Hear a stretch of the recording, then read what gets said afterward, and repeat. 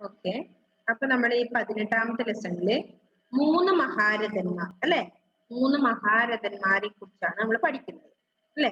ആരൊക്കെയാണ് 3 പേര്? ചെറുശ്ശേരി, കുഞ്ചൻ നമ്പ്യാർ, എഴുത്തച്ഛൻ. ആ 3 പേരെ കുറിച്ചാണ് നമ്മൾ പഠിക്കുന്നത് അല്ലെ. അപ്പൊ അവരാരാണ്? പ്രാചീന കവിത്രയങ്ങളാണ് കേട്ടോ. കവിത്രയങ്ങളാണ്, പ്രാചീന കാലത്തെ കവിത്രയങ്ങളാണ് അവർ. ഓക്കെ, അപ്പൊ അത് പറയും, നമ്മൾ ആധുനിക കവിത്രയങ്ങളെ കുറിച്ചും പറഞ്ഞിട്ടുണ്ടായിരുന്നു ഇതിലല്ലേ. എന്താണ്, ആരൊക്കെയാണ്?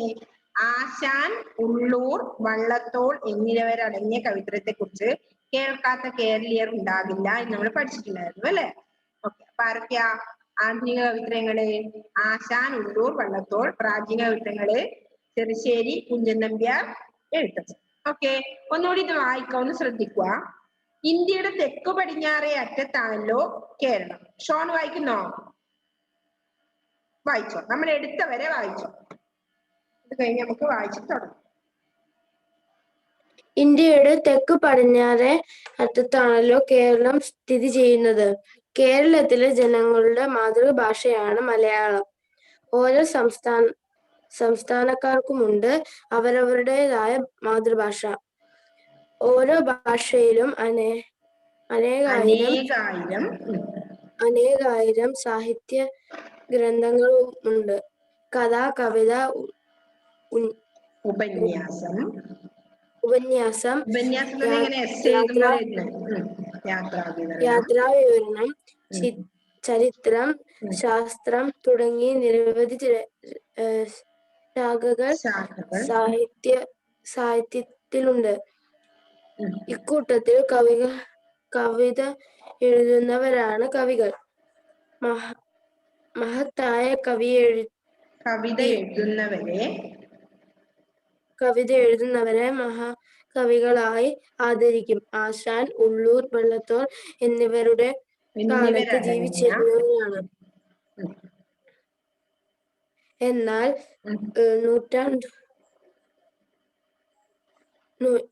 നൂറ്റാണ്ടുകൾക്ക് മുമ്പ് ജീവിച്ചിരുന്ന മഹാരഥന്മാരായ 3 കവികളെ കുറിച്ചാണ് ഇവിടെ പ്രതിപാദിക്കുന്നത്. ചെറുശ്ശേരി, എഴുത്തച്ഛൻ, കുഞ്ചൻ നമ്പ്യാർ എന്നിവരാണ് ആ കവിത്രയത്തിൽ ഉൾപ്പെടുന്നത്. ചെറുശ്ശേരി നമ്പൂതിരി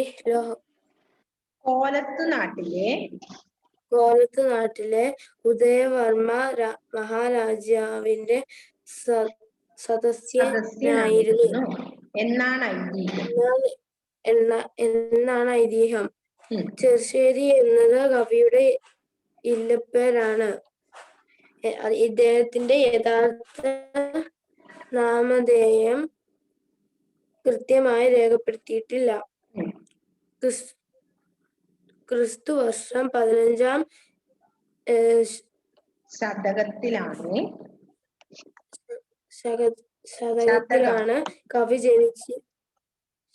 ശതകത്തിലാണ് കവി ജനിച്ചിരുന്നതെന്ന് കരുതപ്പെടുന്നു.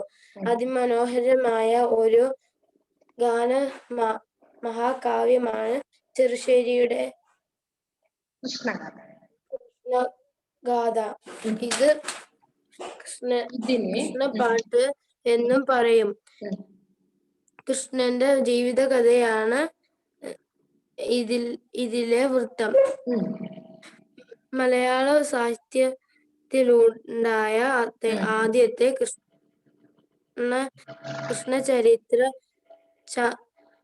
ചരിത മഹാകാവ്യവും ഇത് തന്നെ.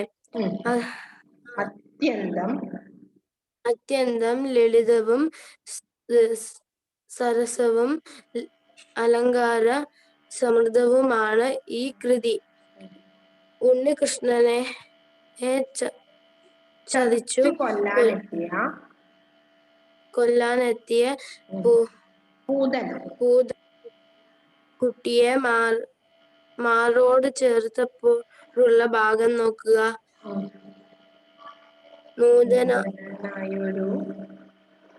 നൂതനായൊരു പൈതലുമെന്നേരം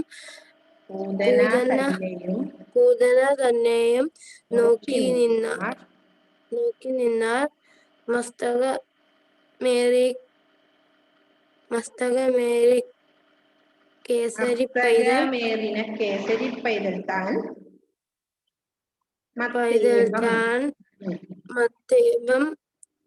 മത്തേപം തന്നുടൻ നോക്കും പോലെ കൃഷ്ണഗാഥ പോലെ പണ്ഡിതനെയും പാമരനെയും രസിപ്പിക്കാവുന്ന കാവ്യം മലയാളത്തിൽ വേറെ ഇല്ല.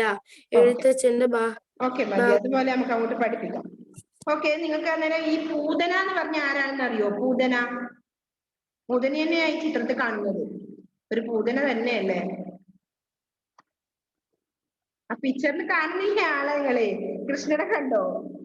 കൃഷ്ണനും ഉണ്ട്, പൂതനയുണ്ട്. അപ്പൊ പൂതന എന്ന് പറഞ്ഞ ആരാന്നറിയോ? എന്തെങ്കിലും കഥ അറിയോ? പൂതനെ കേട്ടിട്ടുണ്ടോ നിങ്ങൾ ഇതുവരെ? ശ്രീകൃഷ്ണന്റെ കഥ അറിയോ? ഇല്ല. ഒരു ഭഗവാന്റെ അവതാരാണല്ലേ കൃഷ്ണാവതാരം. ഓക്കെ, അപ്പോ ഈ കൃഷ്ണൻ എന്നാ വന്നത്? കൃഷ്ണന്റെ അമ്മാവനായ കംസൻ എന്ന് പറഞ്ഞ ആളുണ്ട്, അറിയോ? കേട്ടിട്ടുണ്ടോ അത്? ആ അമ്മാവനെ വധിക്കുന്നെന്നാണ് ഒരു അശരീരി ഉണ്ടായത് ഈ കൃഷ്ണന്റെ ജന്മസമയത്ത്. അപ്പോ കൃഷ്ണൻ പ്രസവിച്ച സമയത്ത് എന്ത് ചെയ്തു? കൃഷ്ണനെ അവിടുന്ന് മാറ്റിയാണ്. എന്തുകൊണ്ട്?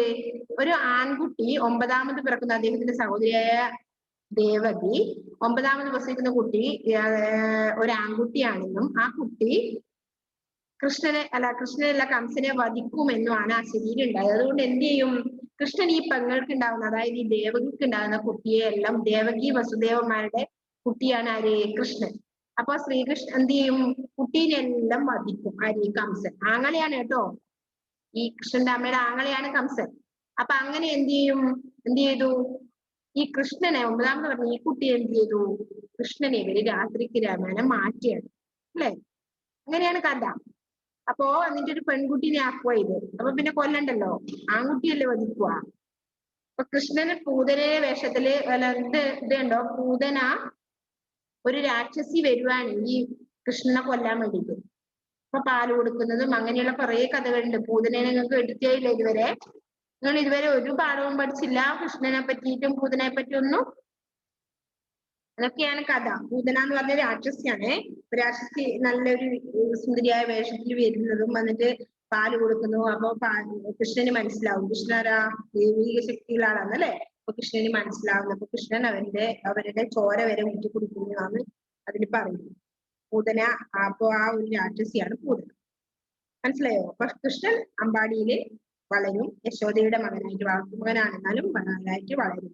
മാറ്റം നേടുന്ന കുട്ടിയാണ് കേട്ടോ. അങ്ങനെ കംസന്റെ അധപ്പതനം തന്നെയാണ്. അതാണ് കഥ. അപ്പൊ പൂതന എന്ന് പറഞ്ഞ ഒരാളുണ്ട് അതിലൊക്കെ ആ കഥയിൽ. നിങ്ങൾ ഇങ്ങനത്തെ ഒരു കഥയൊന്നും പഠിച്ചില്ല? ആൽമരിയ എവിടുന്നു കൃഷ്ണന്റെ ഒരു ഭാഗവും പഠിച്ചില്ല? ഓക്കെ, അപ്പൊ അതിലാണ് പറയുന്നത് ഈ കൃഷ്ണഗാഥയില് ശ്രീകൃഷ്ണന്റെ ജനനം മുതൽ സ്വർഗാരോഹണം വരെയുള്ള കാര്യങ്ങളാണ് പറയുന്നത് കൃഷ്ണഗാഥയിൽ, ചെറുശ്ശേരിയുടെ കൃഷ്ണഗാഥയിൽ. ഓക്കെ, അതാണ് പറഞ്ഞത്. ചെറുശ്ശേരിയുടെ ഇവിടെ പറയുന്നുണ്ട്.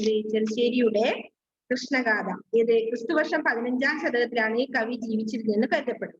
അതിമനോഹരമായ ഒരു ഗാന മഹാകാവ്യമാണ് ചെറുശ്ശേരിയുടെ കൃഷ്ണഗാഥ. ഇതിന് കൃഷ്ണപ്പാട്ട് എന്നും പറയും. ശ്രീകൃഷ്ണന്റെ ജീവിത കഥയാണ് ഇതിലെ വൃത്തം. അപ്പൊ ഇതിലെന്താണ് പ്രതിപാദിക്കുന്നത്? ശ്രീകൃഷ്ണന്റെ ജീവിത കഥയാണ്. മലയാള സാഹിത്യത്തിലുണ്ടായ ആദ്യത്തെ കൃഷ്ണചരിത മഹാകാവ്യവും ഇത് തന്നെ. അത്യന്തം ലളിതവും സരസവും അലങ്കാര സമൃദ്ധവുമാണ് ഈ കൃതി. ഉണ്ണികൃഷ്ണനെ ചതിച്ചു കൊല്ലാനെത്തിയ പൂതന കുട്ടിയെ മാറോട് ചേർത്തപ്പോഴുള്ള ഭാഗം നോക്കുക. അപ്പൊ അതിലത്തെ കുറച്ച് വരികളാ പറഞ്ഞു. നൂതനായ ഒരു പൈതലും അന്നേരം പൂതന തന്നെയും നോക്കി നിന്നാൽ മസ്തകമേറിന കേസരി പൈതൽ താൻ മത്തേപം തന്നുടൽ നോക്കും പോലെ. കൃഷ്ണഗാഥ പോലെ പണ്ഡിതനെയും, പണ്ഡിതൻ എന്ന് പറഞ്ഞ ആരാ? പണ്ഡിതൻ ആരാ മക്കളെ? മോളെ അറിവുള്ളവൻ അല്ലെ പണ്ഡിതൻ. ഓക്കെ, പാമരനോ? ഒന്നും അറിയാത്ത ആള്. അപ്പൊ പണ്ഡിതനെയും പാമരനെയും രസിപ്പിക്കാവുന്ന കാവ്യം മലയാളത്തിൽ പറയില്ല. പറഞ്ഞ എല്ലാവരെയും ഒരേപോലെ രസിപ്പിക്കുന്ന കാവ്യമാണ് ഏത്? കൃഷ്ണഗാഥ എന്നർത്ഥം. എഴുത്തച്ഛന്റെ ഭാഷാരീതി ചെറുശ്ശേരിയുടേതിനേക്കാൾ പ്രൗഢമാണ്. അപ്പൊ ചെറുശ്ശേരിനെ പറഞ്ഞു, അത് കഴിഞ്ഞ് ആരെയാ പറഞ്ഞ? എഴുത്തച്ഛനെ പറഞ്ഞു. എഴുത്തച്ഛൻ ആരാണ്? മലയാള ഭാഷയുടെ പിതാവ് എന്നാണ് അറിയപ്പെടുന്നത്. അതിൽ എഴുത്തച്ഛൻ തുഞ്ചത്ത് രാമാനുജൻ എഴുത്തച്ഛൻ എന്നാണ് അദ്ദേഹത്തിന്റെ പൂർണ്ണനാമധേയം. ഓക്കെ, അപ്പൊ അപ്പൊ രണ്ട് കവികളും തമ്മിൽ എഴുത്തച്ഛന്റെ ഭാഷാരീതി ചെറുശ്ശേരിയുടേതിനേക്കാൾ പ്രൗഢമാണ് എന്ന് പറഞ്ഞു. കുറച്ചുകൂടി പ്രൗഢമായ ഭാഷാരീതി ആയിരുന്നു എന്നാണ് പറഞ്ഞത്. പ്രൗഢം എന്ന് പറഞ്ഞാൽ എന്താ അർത്ഥം മോളെ? കനത്തത് അല്ലെ, കുറച്ച് നല്ല കട്ടിയുള്ളതായിരുന്നു എന്നർത്ഥം. രണ്ട് കവികളും തമ്മിൽ ഒരു നൂറ്റാണ്ടിന്റെ അകലമുണ്ട്. എഴുത്തച്ഛന്റെ കാലം 16-ാം നൂറ്റാണ്ടാണ്. ഭാഷ അപ്പോഴേക്കും കൂടുതൽ വളർന്നു കഴിഞ്ഞു. ആധ്യാത്മ രാമായണം കിളിപ്പാട്ടും ശ്രീ മഹാഭാരതം കിളിപ്പാട്ടും 24 വൃത്തവും മറ്റുമാണ് എഴുത്തച്ഛന്റെ പ്രധാന കൃതികൾ. ആൻമേരി അവിടെ ഇല്ല? ആൻമേരിയ, കിളിപ്പാട്ട് പുസ്തകത്തിന്റെ ഉപജ്ഞാതാവാണ് ആര്? എഴുത്തച്ഛൻ. കിളിപ്പാട്ട് പുസ്തകത്തിന്റെ ഉപജ്ഞാതാവാണ് ആര്? എഴുത്തച്ഛൻ. കിളിയെ കൊണ്ട് പാടിക്കുന്ന സങ്കല്പം സ്വീകരിച്ചതിനാൽ ഈ പേരുണ്ടായി. കിളിയെ കൊണ്ട് പാടിക്കുന്ന രീതിയായിരുന്നു എഴുത്തച്ഛൻ സ്വീകരിച്ചത്. അതുകൊണ്ടാണ് കിളിപ്പാട്ട് പുസ്തകം എന്ന പേരുണ്ടായത്. ഓക്കെ, എഴുത്തച്ഛനെ പറ്റി എന്തൊക്കെ കാര്യങ്ങൾ പഠിച്ചു? മലയാള ഭാഷയുടെ പിതാവാണ് എഴുത്തച്ഛൻ. കിളിപ്പാട്ട് പുസ്തകത്തിന്റെ ഉപജ്ഞാതാവാണ് എഴുത്തച്ഛൻ. എന്താണ് അദ്ദേഹത്തിന്റെ കൃതികൾ? കുറച്ച് വരികൾ എങ്ങനെയാ? പ്രൗഢമായതാണെന്ന് പഠിച്ചു. ചെറുശ്ശേരിയുടേതിനെ അപേക്ഷിച്ച് കിളിയെ കൊണ്ട് പാടിക്കുന്ന സങ്കല്പം സ്വീകരിച്ചുകൊണ്ടാണ് കിളിപ്പാട്ട് പുസ്തകം എന്ന പേരുണ്ടായിരുന്നു എന്ന് പറഞ്ഞു. ശാരിക പൈതലെ ചാരുശീലെ വരികാരോമലെ കഥാശേഷവും ചൊല്ലുനി. ശാരിക എന്ന് പറഞ്ഞ ആരാ ആൻമേരിയ? ശാരിക തത്ത. ശാരിക എന്ന് പറഞ്ഞാൽ എന്താ അർത്ഥം? തത്ത. അപ്പൊ തത്തയെ കൊണ്ട് പാടിക്കുന്ന രീതിയിലായിരുന്നു അദ്ദേഹം, കിളിയെ കൊണ്ട് പാടിക്കുന്ന രീതിയിലാണ്. നമ്മൾ ആദ്യം പറഞ്ഞില്ലേ, ഓരോ അധ്യായത്തിലും ശാരികയെ അല്ലെങ്കിൽ തത്തയെ കണ്ടോ നിങ്ങള്? 79-ാമത്തെ പേജാണ് ഇപ്പൊ ഞാൻ പഠിപ്പിക്കുന്നത് കേട്ടോ. ആൻമേരി ഇവിടെ അല്ലേ ശ്രദ്ധിക്കുന്നത്? ആണോ? ഓക്കെ, ഇടക്കിടക്ക് അങ്ങോട്ട് നോക്കുന്നുണ്ടോ? അതുകൊണ്ടാണ് ഞാൻ ചോദിക്കുന്നത്. ഓരോ അധ്യായത്തിലും ശാരികയെ തത്തയെ വിളിച്ച് കഥ തുടരാൻ അപേക്ഷിക്കുന്ന ഈ രീതി ഒരു പുതുമയുടെ നാന്ദി കുറിച്ചു. ഇതാണ് പിൽക്കാലത്ത് കിളിപ്പാട്ട് പ്രസ്ഥാനമായി വളർന്നത്.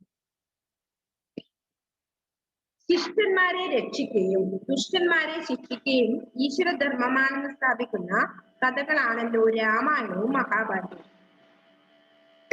ആയിരത്താണ്ടുകൾക്ക് മുമ്പ് വാൽമീകിയും വ്യാസനും രചിച്ചതാണ് രാമായണ ഭാരത കൃതികൾ. ഈ കാവ്യങ്ങളിലെ കഥയ്ക്കും കഥാപാത്രങ്ങൾക്കും മാറ്റമില്ലാതെ തന്റെ ഉദ്ദേശത്തിന് ഇണങ്ങും വിധം സ്വതന്ത്രവും സംക്ഷിപ്തവുമാക്കുകയാണ് എഴുത്തച്ഛൻ ചെയ്തത്. കേരള ഭാഷയുടെയും സംസ്കാരത്തിന്റെയും നവോത്ഥാന നായകനാണ് അദ്ദേഹം. അനാവശ്യ പദങ്ങളോ വർണ്ണനകളോ അദ്ദേഹത്തിന്റെ കൃതികളിൽ കാണുകയില്ല. എന്നാൽ ഭാഷയെ ശുദ്ധീകരിക്കാനുള്ള ശ്രമം ധാരാളം ഉണ്ട്. അതുകൊണ്ടാണ് മലയാള ഭാഷയുടെ പിതാവ് എന്ന പേരിൽ ആ മഹാകവി അറിയപ്പെടുന്നത്. നമ്മുടെ പറഞ്ഞ പോയിന്റിലേക്ക്. ഓക്കെ, ശിഷ്ടന്മാരെ രക്ഷിക്കുകയും ദുഷ്ടന്മാരെ ശിക്ഷിക്കുകയും ദുഷ്ടന്മാരെ ശിക്ഷിക്കുകയും. അപ്പൊ ദുഷ്ടന്മാര് പറഞ്ഞാൽ മോശം ആൾക്കാര്, ശിഷ്ടന്മാര് പറഞ്ഞാൽ നല്ലത് അല്ലെ? രക്ഷിക്കുകയും ഈശ്വരധർമ്മമാണെന്ന് സ്ഥാപിക്കുന്ന കഥകളാണ് ഏത്? രാമായണവും മഹാഭാരതവും. അപ്പൊ രാമായണം ആരുടേതാണ്? വാൽമീകിയുടേത്. രാമായണവും മഹാഭാരതവും കേട്ടിട്ടുണ്ടോ? ഓക്കെ, രാമായണം എഴുതിയതും വാൽമീകിയും മഹാഭാരതം വ്യാസൻ അല്ലെ? വ്യാസൻ രചിച്ചതാണ് രാമായണ ഭാരത കൃതികൾ. ഈ കാവ്യങ്ങളിലെ കഥയ്ക്കും കഥാപാത്രങ്ങൾക്കും മാറ്റമില്ലാതെ തന്റെ ഉദ്ദേശത്തിന് ഇണങ്ങും വിധം സ്വതന്ത്രമായതും സംക്ഷിപ്തവും ചുരുങ്ങിയിരിക്കണം ആക്കുന്നത് അല്ലെ? ആക്കുകയാണ് എഴുത്തച്ഛൻ ചെയ്തത് അല്ലെ? അതാണ് പറയുന്നത്.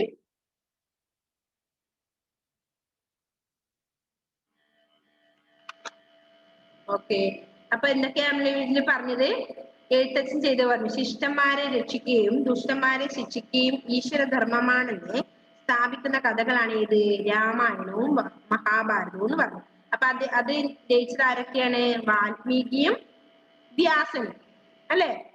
ഓക്കെ, വേദവ്യാസൻ എന്നാണ് പറയാ, വേദവ്യാസൻ. പിന്നെന്താ പറഞ്ഞ? ഈ കാവ്യങ്ങളിലെ കഥയ്ക്കും കഥാപാത്രങ്ങൾക്കും മാറ്റമില്ലാതെ തന്റെ ഉദ്ദേശത്തിന് ഇണങ്ങും വിധം സ്വതന്ത്രവും സംക്ഷിപ്തവുമാക്കുകയാണ് ആര് ചെയ്തത്? എഴുത്തച്ഛൻ ചെയ്തത്. കേരള ഭാഷയുടെയും സംസ്കാരത്തിന്റെയും നവോത്ഥാന നായകനാണ് ആര്? എഴുത്തച്ഛൻ. കേരള ഭാഷയുടെയും സംസ്കാരത്തിന്റെയും നവോത്ഥാന നായകനാണ് ആര്? എഴുത്തച്ഛൻ. അനാവശ്യ പദങ്ങളോ വർണ്ണനകളോ അദ്ദേഹത്തിന്റെ കൃതികൾ കാണില്ല. അനാവശ്യമായിട്ട് യാതൊന്നും അദ്ദേഹത്തിന്റെ കൃതികൾ കാണില്ല, വേണ്ടത് മാത്രമേ ഉണ്ടാവൂ എന്നാണ്. എന്നാൽ ഭാഷയെ ശുദ്ധീകരിക്കാനുള്ള ശ്രമം ധാരാളം ഉണ്ട്. ഭാഷ എങ്ങനെ ശുദ്ധീകരിച്ചിട്ട് മാത്രമാക്കാൻ വേണ്ടി ഒരു പാഠം ഉണ്ട് എന്നാണ് അല്ലെ. അതുകൊണ്ടാണ് മലയാള ഭാഷയുടെ പിതാവ് എന്ന പേരിൽ ആ മഹാകവി അറിയപ്പെടുന്നത്. അപ്പോ എഴുത്തച്ഛനെ മലയാള ഭാഷയുടെ പിതാവ് എന്നാണ് അറിയപ്പെടുന്നത്. ഓക്കെ അല്ലേ? മനസ്സിലാവുന്നില്ലേ? ഒരുപാട് കാര്യങ്ങൾ നമ്മൾ പറയുന്നുണ്ട്. അത് നിങ്ങൾക്ക് ഭാവിയിൽ ഉപകരിക്കുന്ന കാര്യങ്ങളാണ്. മലയാള ഭാഷയുടെ പിതാവ് ആര്? എഴുത്തച്ഛനാണ്. ഓക്കെ. രാമായണം രചിച്ചത് ആര്? വാൽമീകി. മഹാഭാരതം വേദവ്യാസൻ. ഓക്കെ. അതൊക്കെ ഇതിലത്തെ ഇമ്പോർട്ടന്റ് പോയിന്റ് ആയി പറയുന്നുണ്ട്. നെക്സ്റ്റ് എന്താണ് പറയുന്നത്? ഓക്കെ. അപ്പൊ അതുപോലെ ഒന്ന് വായിച്ചേ, എഴുത്തച്ഛന്റെ മുതൽ വായിച്ചേ.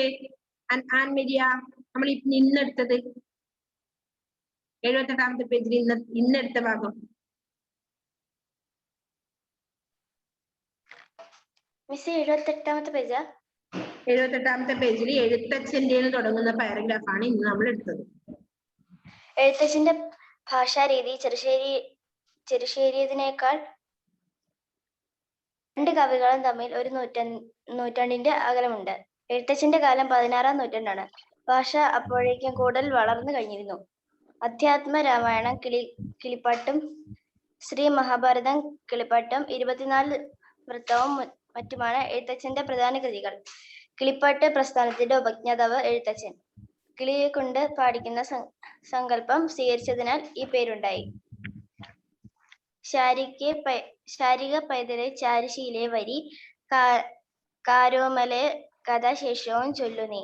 ഓരോ അധ്യായത്തിലും ശാരികയെ തത്തെ വിളിച്ച് കഥ തുടരാൻ അപേക്ഷിക്കുന്ന ഈ രീതി ഒരു പുതുമയുടെ നാന്ദി കുറിച്ചു. ഇതാണ് പിൽക്കാലത്ത് കിളിപ്പാട്ട് പ്രസ്ഥാനമായി വളർന്നത്. ശിഷ്ടന്മാരെ രക്ഷിക്കുകയും ദുഷ്ടന്മാരെ ശിക്ഷിക്കുകയും ഈശ്വരധർമ്മമാണെന്ന് സ്ഥാപിക്കുന്ന കഥകളാണല്ലോ രാമായണവും മഹാഭാരതവും. ആയിരത്താണ്ടുകൾക്ക് മുമ്പ് വാൽമീകിയും വ്യാസനും രചിച്ചതാണ് രാമായണ ഭാരത കൃതികൾ. ഈ കാവ്യങ്ങളിലെ കഥയ്ക്കും കഥാപാത്രങ്ങൾക്കും മാറ്റമില്ലാതെ തന്റെ ഉദ്ദേശത്തിനിണങ്ങും വിധം സ്വതന്ത്രവും സംക്ഷിപ്തവും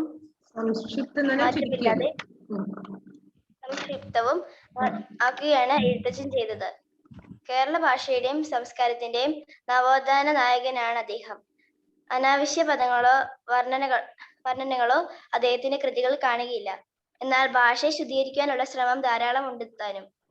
അതുകൊണ്ടാണ് മലയാള ഭാഷയുടെ പിതാവ് എന്ന പേരിൽ ആ മഹാകവി അറിയപ്പെടുന്നത്. ഓക്കെ. അപ്പൊ അതുവരെയാണ് നമ്മൾ ഇപ്പൊ എടുത്തത് അല്ലെ. ഇനി അടുത്ത പാരഗ്രാഫ് ശ്രദ്ധിച്ചോ. തിരൂരിലെ തൃക്കണ്ടിയൂർ ശിവക്ഷേത്രത്തിനടുത്തുള്ള തുഞ്ചൻ പറമ്പിലാണ് എഴുത്തച്ഛൻ ജനിച്ചത്. എഴുത്തച്ഛന്റെ ജന്മം എവിടെയാണെന്ന് പറയുന്നത്. അണ്ടർലൈൻ ചെയ്ത മക്കളെ ഒരുപാട് കാര്യങ്ങൾ ഇപ്പൊ ഞാൻ പറഞ്ഞത് അണ്ടർലൈൻ ചെയ്യാനുണ്ട് നിങ്ങൾക്ക്. ഇന്ന് നമ്മൾ എടുത്ത ഇതിൽ തന്നെ ഏതൊക്കെ? ആധ്യാത്മ രാമായണം കിളിപ്പാട്ട്, ശ്രീ മഹാഭാരതം കിളിപ്പാട്ട്, 24 വൃത്തം മറ്റാണ് എഴുത്തച്ഛന്റെ കൃതികൾ ഏതൊക്കെയാണെന്ന് പറയുന്നത് അല്ലെ. എഴുത്തച്ഛന്റെ രീതി എങ്ങനെയാ? കിളിപ്പാട്ട് പ്രസ്ഥാനത്തിന്റെ ഉപജ്ഞാതാവാണ് എഴുത്തച്ഛൻ എന്ന് പറഞ്ഞു. അതെല്ലാം അണ്ടർലൈൻ ചെയ്തു. ഓക്കെ. പിന്നെ രാമായണം മഹാഭാരതം ഇപ്പൊ നമ്മൾ പറഞ്ഞു. പിന്നെ എങ്ങനെയാണ് മലയാള ഭാഷയുടെ പിതാവ് എന്ന പേരിൽ അദ്ദേഹം അറിയപ്പെട്ടു എന്നത്, അതൊക്കെ ഇതില് പ്രധാനപ്പെട്ട പോയിന്റാണ്. നെക്സ്റ്റ്, തിരൂരിലെ തൃക്കണ്ടിയൂർ ശിവക്ഷേത്രത്തിനടുത്തുള്ള തുഞ്ചൻ പറമ്പിലാണ് എഴുത്തച്ഛൻ ജനിച്ചത്. എഴുത്തച്ഛന്റെ ജനനം എവിടെയാണ് എന്ന ചോദ്യത്തിന് ഉത്തരം അണ്ടർലൈൻ ചെയ്തു. ശിശുക്കളുടെ വിദ്യാരംഭം കുറിക്കുന്ന സുപ്രസിദ്ധ പുണ്യസ്ഥലങ്ങളിൽ ഒന്നാണ് തുഞ്ചൻ പറമ്പ്.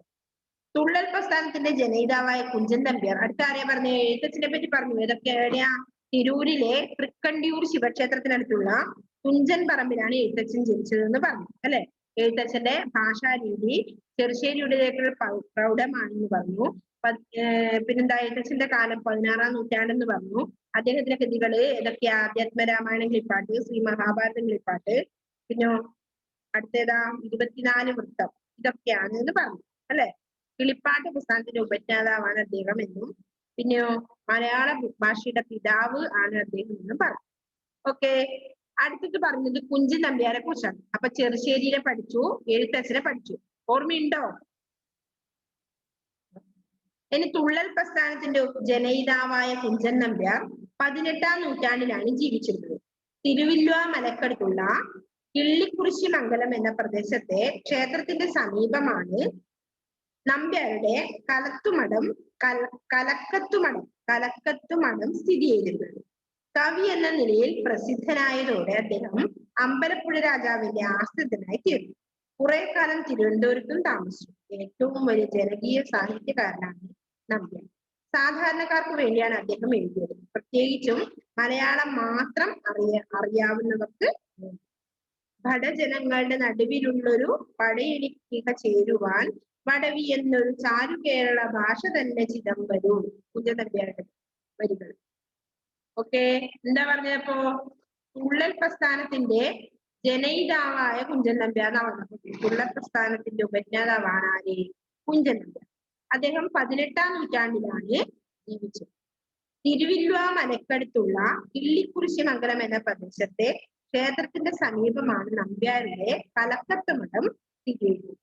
അപ്പൊ കലക്കത്ത് മഠത്തിലാണ് അദ്ദേഹം ജനിച്ചത് അല്ലെ. കവി എന്ന നിലയിൽ പ്രസിദ്ധനായതോടെ അദ്ദേഹം അമ്പലപ്പുഴ രാജാവിന്റെ ആശ്രിതനായി തീർന്നു. കുറെ കാലം തിരുവനന്തപുരത്തും താമസിച്ചു. ഏറ്റവും വലിയ ജനകീയ സാഹിത്യകാരനാണ് നമ്പ്യാർ. സാധാരണക്കാർക്ക് വേണ്ടിയാണ് അദ്ദേഹം എഴുതിയത്, പ്രത്യേകിച്ച് മലയാളം മാത്രം അറിയാവുന്നവർക്ക് വേണ്ടി, അതായത് സാധാരണക്കാർക്ക് വേണ്ടിയാണ് അദ്ദേഹം കവിതകൾ എഴുതിയത്. അതുകൊണ്ട് തന്നെ അദ്ദേഹത്തിന്റെ രീതി അതേ ടൈപ്പിലുള്ളതായി. ഭടജനങ്ങളുടെ നടുവിലുള്ള ഒരു പടയണിക്കിക ചേരുവാൻ വടവി എന്നൊരു ചാരു കേരള ഭാഷ തന്നെ ചിദംബരു. അല്ലെ, അദ്ദേഹത്തിന്റെ വരികളുടെ പ്രത്യേക ഒരു രീതിയായിരുന്നു എന്ന വിശ്വാസമായിരുന്നു കവിക്ക്. നർമ്മത്തിൽ പൊതിഞ്ഞ സാമൂഹ്യ വിമർശനം അദ്ദേഹത്തിന്റെ ഏത് കൃതിയിലും തെളിഞ്ഞു കാണും. ഫലിതവും പരിഹാസവും ഒക്കെ മാറി മാറി വരും. കൈപ്പിഴ നമ്പൂതിരി വന്നു കയറിയപ്പോൾ നമ്പ്യാർ തന്നെ കയ്യിലിരുന്ന പാത്രം നിലത്തടിച്ച് ഉടച്ചുകൊണ്ട് കൈപ്പിഴ വന്നതുകൊണ്ട് ഗ്രഹപ്പിഴയായി എന്നാണ് രാജാവിനോട് ഉണർത്തിച്ചത്. ദീപസ്തംഭം മഹാശ്ചര്യം, എനിക്കും കിട്ടണം പണം എന്ന് പറഞ്ഞ് സ്തുതി പാടകരെ പരിഹസിക്കാനും നമ്പ്യാർ മടി കാണിച്ചില്ല. അപ്പൊ എങ്ങനെയാ അദ്ദേഹം ഫലിതത്തിലൂടെ കാര്യങ്ങളെ അവതരിപ്പിക്കുകയാണ്. ഫലിത പരിഹാസങ്ങളിലൂടെ അദ്ദേഹം കാര്യങ്ങളെ, കൃത്യമായ കാര്യങ്ങളാണ് പറയുന്നത്, പക്ഷെ അത് ഫലിത പരിഹാസങ്ങളിലൂടെയാണ് അവതരിപ്പിക്കുക എന്ന് മാത്രം. കൈപ്പിഴ, കൈത്തെറ്റ്. അപ്പൊ കൈപ്പിഴ എന്നത് അദ്ദേഹം കൈപ്പിഴ വന്നു എന്നത് പറയാൻ വേണ്ടി എന്താ ചെയ്തത് നോക്കിയേ, എവിടെ പറഞ്ഞത്? കൈപ്പിഴ നമ്പൂതിരി വന്നു കയറിയപ്പോൾ നമ്പ്യാർ തന്റെ കയ്യിലിരുന്ന പാത്രം നിലത്തടിച്ച് ഉടച്ചുകൊണ്ട് പറഞ്ഞത് കൈപ്പിഴ വന്നത് കൊണ്ട് ഗ്രഹപ്പിഴയായി. അപ്പൊ കൈപ്പിഴ കയറി വന്നത് കൊണ്ട് ഗ്രഹപ്പിഴയായി എന്ന ഫലിതത്തിലൂടെയാണ് അദ്ദേഹം അത് പറഞ്ഞത്. നമ്പൂതിരി കൈത്തെറ്റായി, കൈപ്പിഴയായി എന്നാണ് പറഞ്ഞത് അല്ലെ. ദീപസ്തംഭം മഹാശ്ചര്യം, എനിക്കും കിട്ടണം പണം എന്ന് പറഞ്ഞ് സ്തുതിപാഠകരെ പരിഹസിക്കാനും നമ്പ്യാർ മടി കാണിച്ചത്. അപ്പോ എന്താണ് അദ്ദേഹത്തിന്റെ രീതി? അദ്ദേഹത്തിന്റെ കൃതികളുടെ രീതി ഫലിത പരിഹാസങ്ങളിലൂടെ കാര്യങ്ങൾ പറയുക അല്ലെ. അതാണ് അദ്ദേഹം അനുവർത്തിച്ച രീതി. അതാണ് അതിൽ പറയുന്നത്. ഓക്കെ, ജനകീയം, ജനങ്ങൾക്ക് ഇഷ്ടമുള്ളതാണ് ജനകീയം.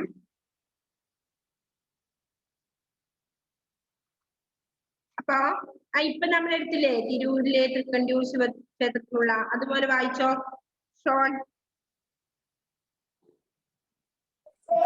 തിരൂരിലെ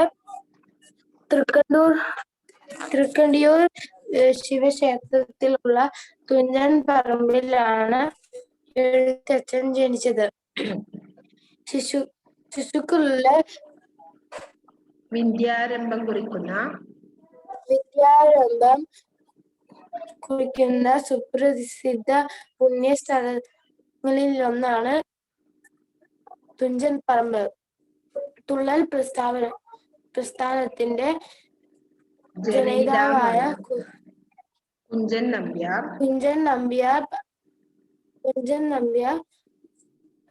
18-ാം നൂറ്റാണ്ടിലാണ് ജീവിച്ചിരുന്നത്. 18-ാം നൂറ്റാണ്ടിലാണ് ജീവിച്ചിരുന്നത്. തിരുവില്ലുവ മലക്കടുത്തുള്ള കിള്ളിക്കുറിശിമംഗലം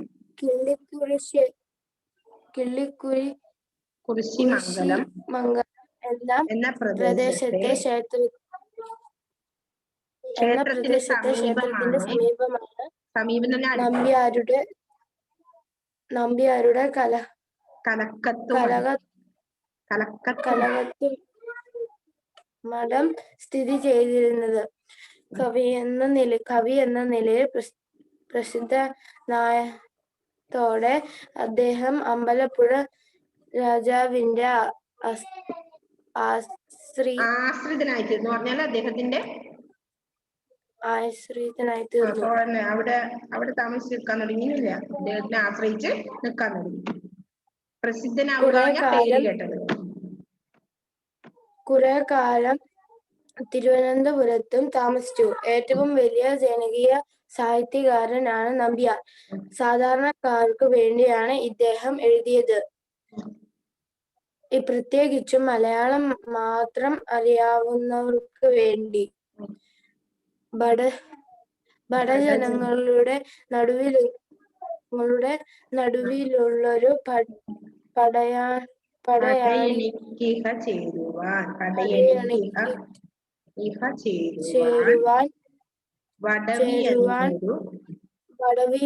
വടവി എന്നൊരു ചാരു കേരള ഭാഷ തന്നെ ചിത്തം എന്ന വിശ്വാസമായിരുന്നു.